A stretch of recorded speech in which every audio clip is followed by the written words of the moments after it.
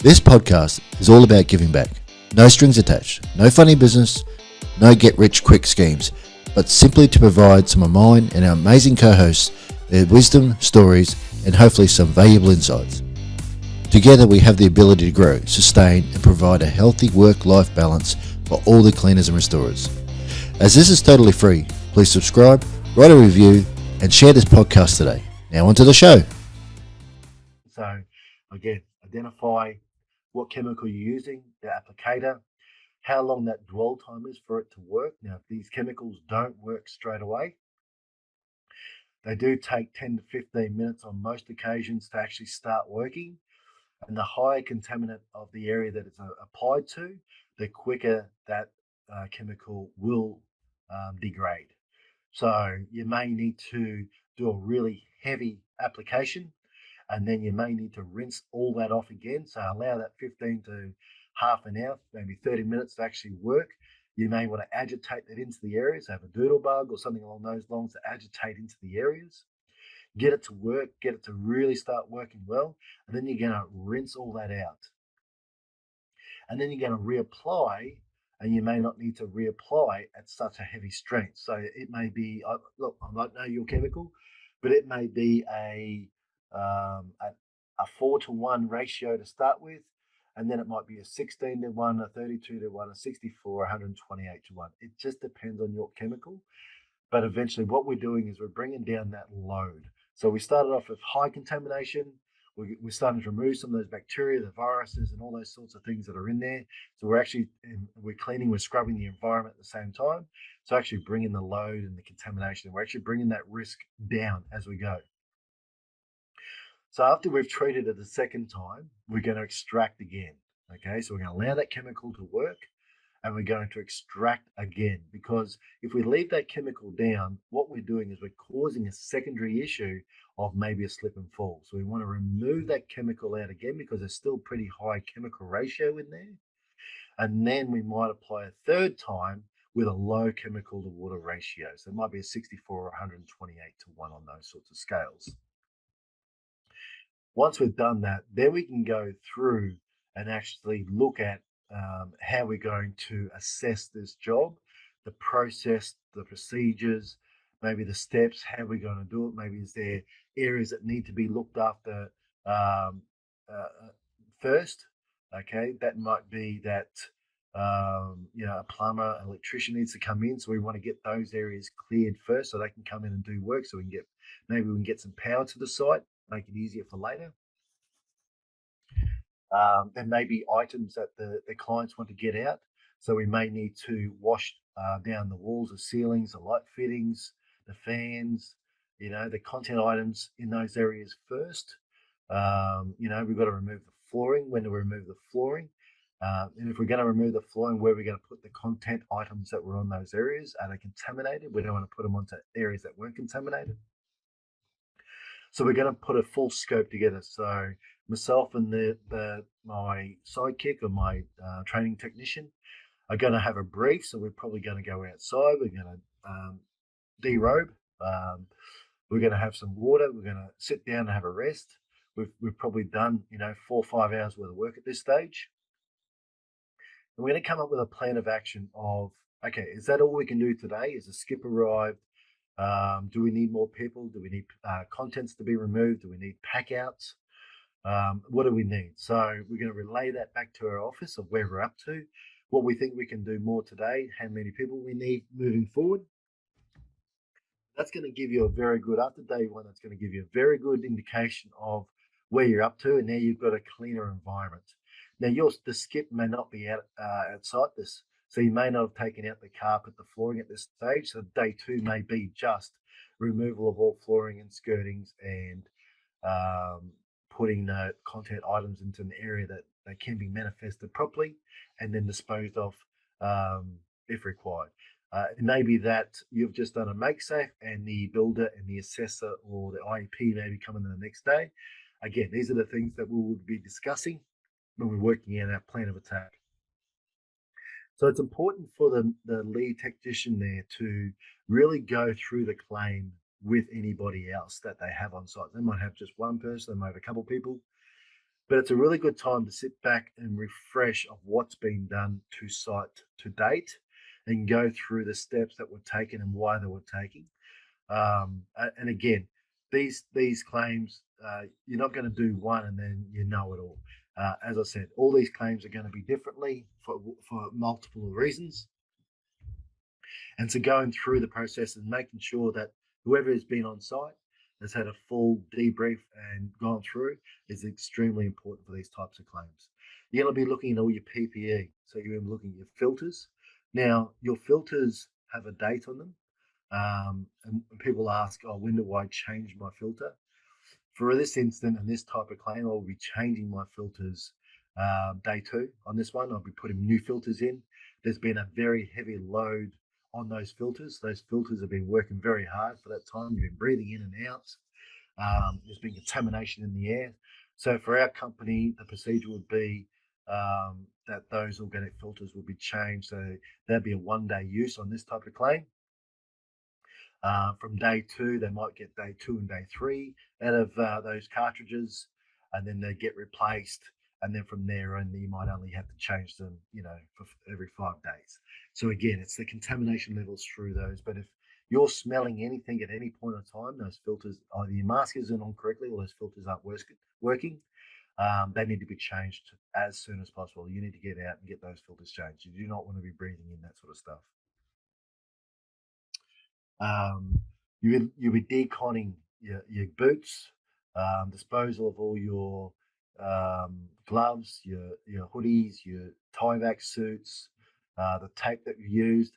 You'll be double bagging those, so you'll have all that ready. So black plastic bags, we throw it in there, and you'll be double bagging those. And you'll also be putting. We have red tape, red thick pasta tape that we put over those bags as well. Red just means caution, stop, do not touch, um, and they'll be left inside in the garage. We don't have the skip at that point. Now, if we do have the skip at that point, they will go in the skip, but we also have bottles of bleach that we use, and we put bleach over those bags as well. Just the deterrent alone is enough for people to prevent people from taking things out of a skip bin. But again, it's something you're going to look at. You may have a cover that you put over it. It won't stop people. So you may just leave it in the garage, shut the garage, lock the garage, and maybe dispose of it all at once. And then the same day you dispose it, you get somebody out to pick up that skip bin. It's something you really do need to look at when you're doing these type of claims. If you're throwing contents in these places, people don't know what contamination or why they're being thrown out. They just know they're there. And some sticky finger people may take those. And, we don't want that to happen. So we want to crush things, break things, rip things. We also want to put bleach over them as well to deter them as much as possible if that skip bin is going to be sitting there without somebody monitoring that skip bin. So just be aware of that as well. Um, so day one's finished. Um, that's all we can do. So what we've done is removed the bulk. The next stage was we need to remove the content items. And the reason we move the content items next is just to get them out the way. We don't want to be double handling things as much as possible. So the second day may be a lot of content, description, photographs, identification, serial numbers, all those sorts of things. You might have a team that are packing out as well, so you may need to pack out the property. So you'll be talking to the assessor on that with their contents, whether that be stored on site. Not likely on this job, but sometimes you may have to store them on site. You may have a skip bin, a pod. Sorry, not a skip bin. You might have a pod or a container that's placed on site, so you'll need some locks for those. Or they may be taken off site to clean at a warehouse or a factory, or even your house. You might have it set up to clean content, and then it's stored either at your factory house or at a storage facility. If you are doing that, you have to ensure that your insurance is covering what you're doing there. So taking things off site, are you covered to do that? If you're not, or you're not sure on that, that's certainly a conversation I'll be having with your insurance broker. And also, there's an extra cost to take things off site. So if they're tight on their content policy, the carrier may just give them a payout, and the clients may need to dispose of it themselves. So again, these are part of the claim that you're going to have to look into. Every claim is going to be different, but these are the things you need to know. So day 2 of this claim may be just doing contents, and maybe day 3 as well, depending on how much contents is where. But again, this is something we're going to have enough people there to do the contents on the second day. So that's how we're going to run this claim. So again, at the end of the day, we're going to do a debrief. We're going to brief down on what's happened, maybe the chemicals we've used, why we use those chemicals, again, the machinery, we've got to power the generator, how we get power to the house, how we make and save the electricity.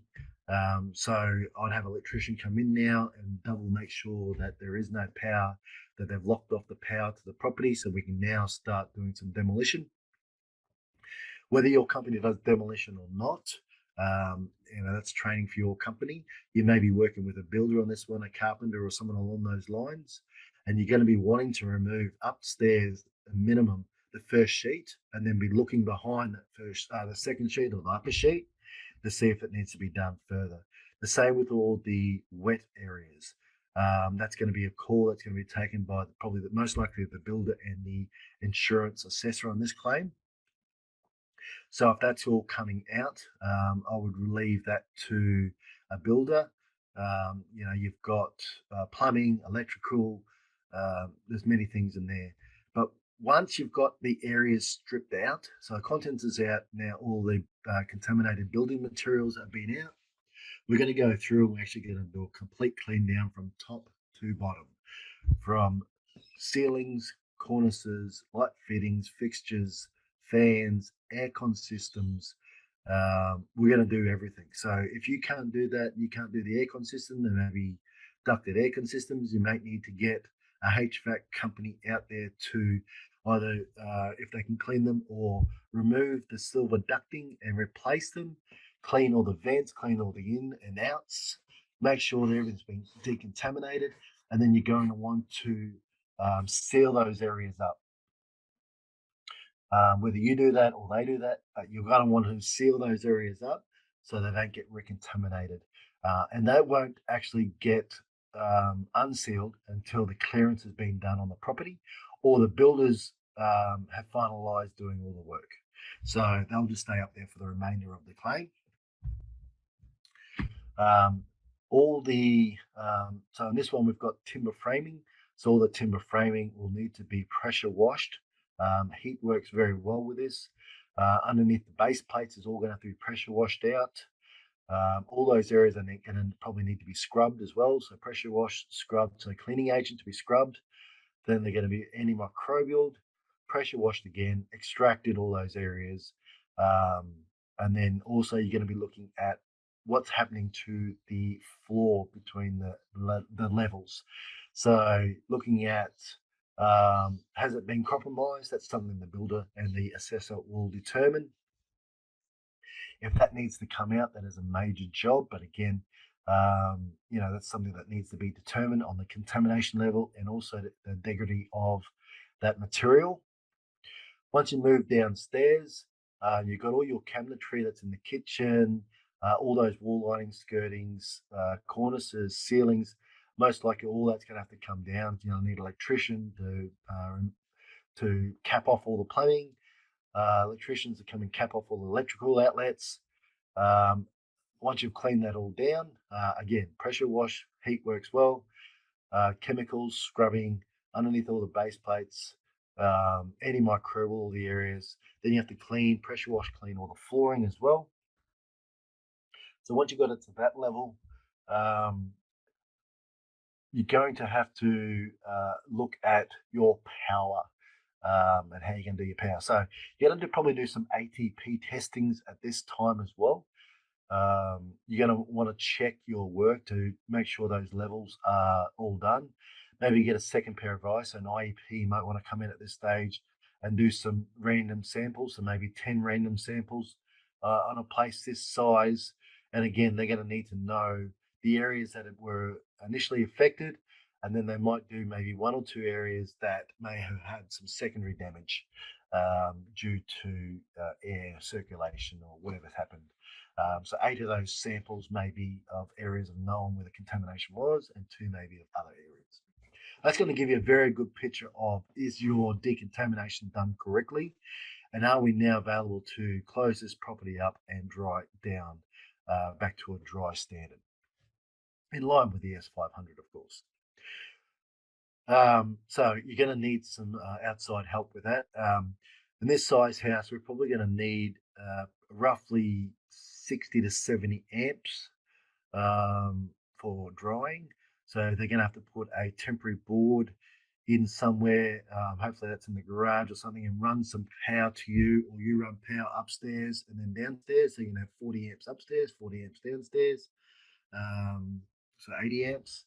So maybe a 3-phase they put in. Again, that's something you need to talk to with the electrician, the builder, and also the insurance carrier for the cost of this sort of stuff. And then the builder's going to require that power to put the property back together anyway, and there'll be an electrician, a plumber, and all that will come back in the back end of that claim, of this claim.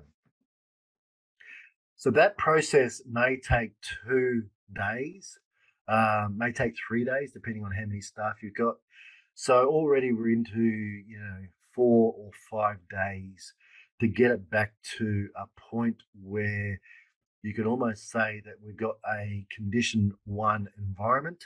Again, we don't know that because we haven't done any sample. We haven't got the results back from the samples. So we're still wearing our PPE at all times. Hopefully by day 5, we have got those results back from the laboratory to say that we have got condition 1. Condition 1 means an environment that's safe for occupancy, and that's our goal. We're trying to get this environment back safe for occupancy. At this stage, we can put our drying equipment in. Once we put our drying equipment in, it's a matter of monitoring, security as well, making sure the house is secure, and making sure that we've followed the procedures and steps that are required all the way along. So hopefully by now, the skip's gone. We're going to pressure wash it all the way through again. And then we're going to put our drying equipment inside. We're going to pressure wash down the garage. We're also going to pressure wash down the driveway. Again, this is just for precautionary things. Although we put black plastic down, there's a good chance that maybe that plastic's moved and someone's walked over those areas. So we don't want to recontaminate those areas later. We want to try and prevent as much of those as possible. And again, you'll be looking at patios and those sorts of things. If people have walked in and out of those patio areas for any time, you want to pressure wash those areas down as well. And again, this is part of the claim, and it's a prevention of later. We don't want those elevated levels outside to be walked back inside. So make sure we put that down in our scope as well. But we're going to try and keep traffic to a 1 in and 1 out situation. In the front door, out the front door, in the garage, out the garage, along those lines. So you may have black plastic from the front door out to the driveway as well, or you're pressure washing that areas as well. Once we've set up our drying equipment, again, it could take 3 days, 4 days, 2 weeks, whatever time frame it takes. At the end of the claim, what we'd want to do is we want to do a final clean down. There will be some airborne contamination from around the property that you just maybe areas that you couldn't get. So we just want to do a final clean down, a final antimicrobial as well. We just want to do a wipe over of all the surfaces. So it's a wipe over to ensure that all surfaces are now decontaminated again. We can do our ATPs to clear our own work, and then we might want to get some sampling done just to be sure that there is. And we should be back to a condition 1, Cat 1 class. Well, it's not a class now, it's a Cat 1 water loss. So people walking in, once we've got those clearances, it's of normal environmental conditions. So that is the steps. That is the steps involved in doing a Category 3 water loss. So training is very essential. Training is paramount for these types of works. Quoting on these types of jobs You really need to go through all these steps. You really need to plan out the time frame on how you're going to do this, the equipment you're going to use, the personal equipment, the materials, knives, blades, tape, black plastic bags, skips, pressure washers, extraction machines, hard hats, boots, furniture moving, contents, um, boxes, paper, plenty, all this sort of stuff, your insurances. To do this type of work, it's not under your normal business insurance. You're going to need some extra insurance. So there is um, additional cost for your insurance to do category 3 biohazard work. My company pays additional, it's roughly about $15,000 a year to have this sort of coverage. So again, that's going to be based off the amount of work that you do. So it's based off the volume or the number that you're perceived to do in that type of work. So if you're doing, millions of dollars of these a year, it's going to be excessively more than what our company's doing. Our company doesn't do nearly that much. As I said, we maybe do 2 of these claims a week. So we're in the hundreds of thousands, we're not in the millions. So our insurance is going to be a lot less than that. Now, if you're only doing a one-off or something, you may be able to get a certain coverage for this, but you want to get coverage because if something happens, you want to make sure that you are covered. So that's a cost of business, and that needs to be obviously adjusted into your price. So how people charge this is normally by a labour rate. There's a different labour rate for category 3 water loss. So as you're going through those steps, so day 1 through to day 3, as we did on this, we're working in category 3, category 2 conditions. As we get down to the end before we put equipment in, we're hopefully down into condition 1. So the labour rate on condition 1 is a lot lower than it is on condition 2 and condition 3. Again, these are the prices you're going to have to work out the cost of business for yourself. You also look at the time and materials that, if you're sending a supervisor to site, you're scoping this sort of stuff, there's a cost to that. All the protective equipment that you have to store, stock, take to site, have available, there's a cost to that as well. So you're looking at that sort of stuff. So there's many a cost involved.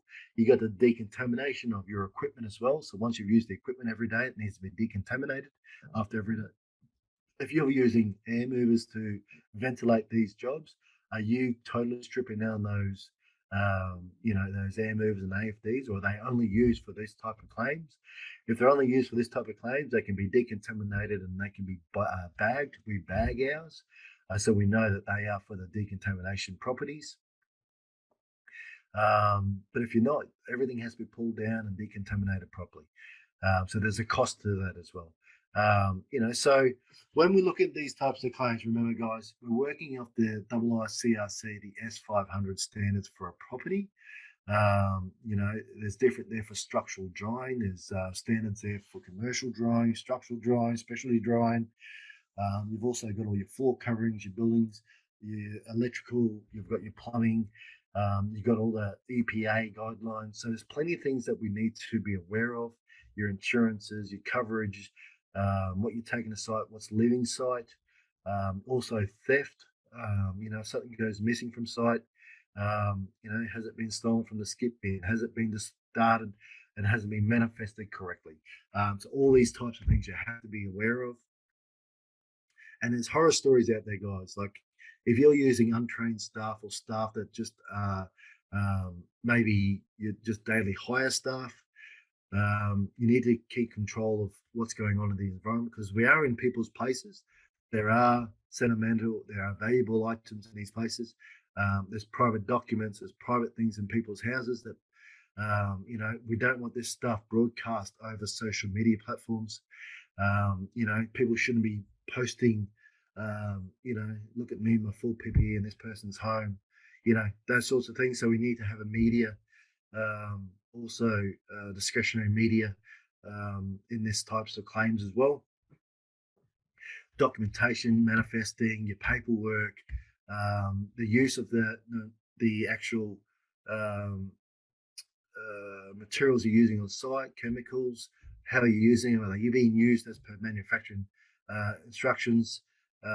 What if you can't get to areas, places that you can't get to? Who's looking over your work? Can areas be sealed?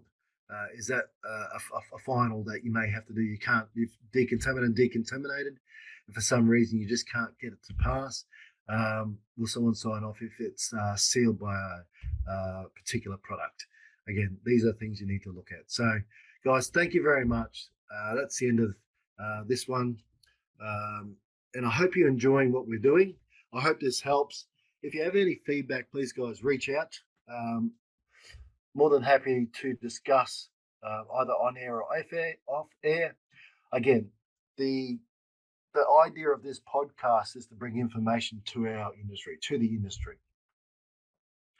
I'm not a know-it-all in the industry. I have been in the industry for over 20 years.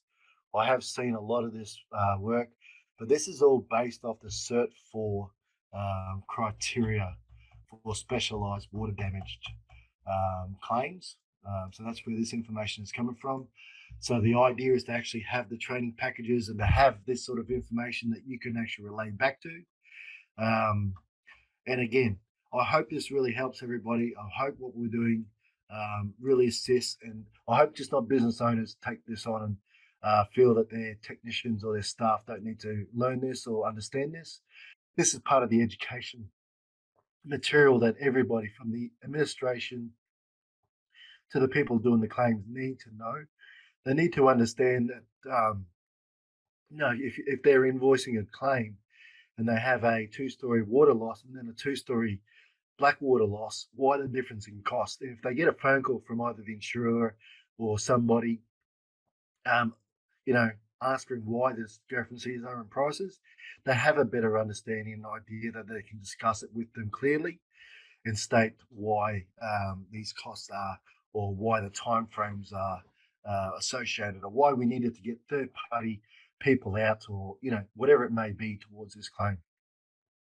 It's also a good thing to maybe have your admin walk through some of these claims as well. So get them fully suited up, get them and understand how long it takes to suit up, how it feels to be in suits, how it feels to have a respiratory mask on and actually maybe lift some furniture or pull some floor, extract some water.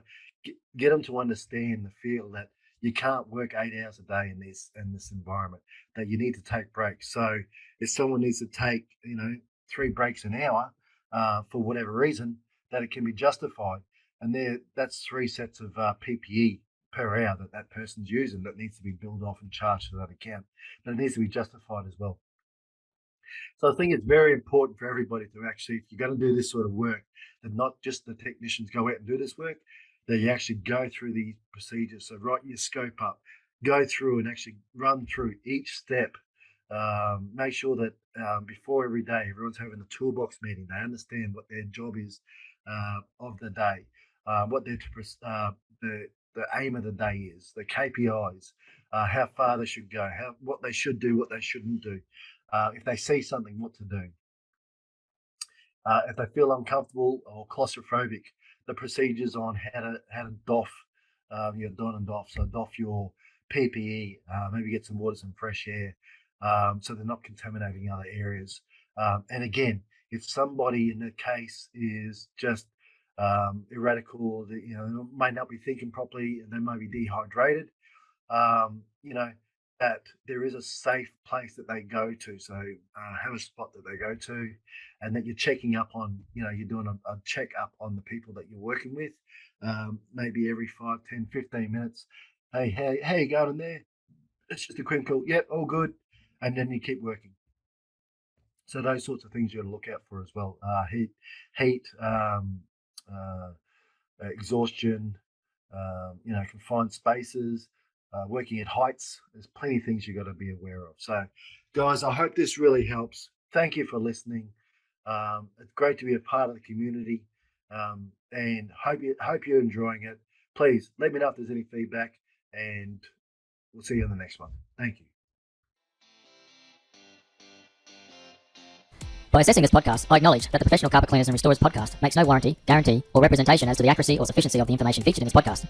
The information, opinions, and recommendations presented in this podcast are for general information only, and any reliance on the information provided in this podcast is done at your own risk. The Professional Carpet Cleaners and Restorers podcast expressly disclaims any and all liability or responsibility for any direct, indirect, incidental, special, consequential, or other damages arising of any individual's use of, reference to, reliance on, or inability to use this podcast or the information presented in this podcast.